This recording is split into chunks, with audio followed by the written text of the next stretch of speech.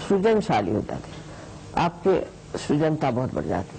ऐसे लोग जिन्होंने कभी एक लाइन भी कविता नहीं लिखी, वो काव्य लिखने लग जाते। जिन लोगों ने कभी भाषण नहीं दिया, वो बड़े भाषण देने लग जाते हैं।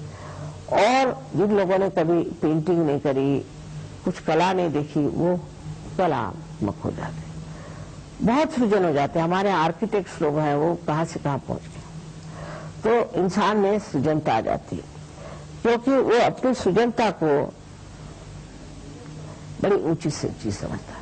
फिर उसको पैसे की परवाह नहीं होती कि पैसा जो है उसको देखो और सृजनता कैसे करो। और नहीं, बहुत से लोग चाहते हैं कि हमारा बड़ा नाम हो जाए, तो कोई ना कोई बड़ी विक्षिप्त सी चीज बना कर रखो।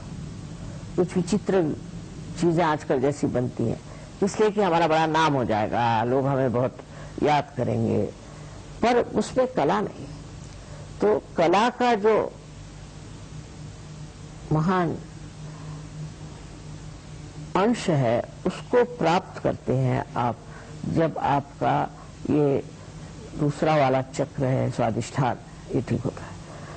और इसके कारण, स्वादिष्ठान के कारण ही हम बहुत जब सोचते हैं तो हमारा जो मस्तिष्क है उसके अंदर जो ग्रे सेल्स हैं उसकी शक्ति इस्तेमाल करते हैं, तो ये उस शक्ति को पूरित करता है ये चक्र। तो जो लोग बहुत सोचते हैं उनको दुनिया भर की बीमारियां हो जाती, जिसको हम राइट साइडेड बीमारियां कहते हैं। उसमें से एक बीमारी तो है कि उसका लिवर खराब हो जाता है, और दूसरी ये कि उसको पैनक्रियाज में उसको डायबिटीज हो सकता है, वो नहीं हुआ तो उसको किडनी ट्रबल हो जाएगा, वो नहीं हुआ तो उसको कॉन्स्टिपेशन हो जाएगा, वो भी नहीं हुआ तो उसको अस्थमा हो जाएगा, वो नहीं हुआ तो उसको हार्ट अटैक भी आ सकता है, और सबसे ज्यादा तो उसको पैरालिसिस भी हो सकता है। सो राइट साइडेड जो बीमारियां हैं वो स्वादिष्ठान चक्र से आती, और लेफ्ट साइडेड बीमारियां भी उसी से आती।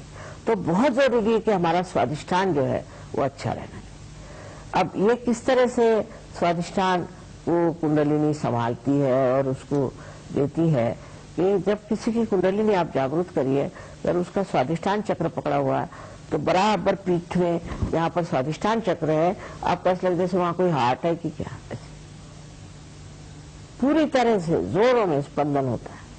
तो आपको पता हो जाता है कि आदमी के राइट स्वादिष्ठान पकड़ा। अब वो राइट स्वादिष्ठान जब साफ हो जाए, देखो, तो मनुष्य का चित्त जो है एकदम स्वच्छ हो जाता है, और उसके अंदर जो ये स्ट्रेस और वगैरह जो आजकल प्रकार है वो सब खत्म हो जाता है, और वो शांति में विराजमान हो जाता है। स्वादिष्ठान चक्र बहुत जरूरी है कि हम ठीक रखें आजकल के जमाने में, जबकि हमारे ऊपर दुनिया भर के कार्य करने के बोझे लदे हुए।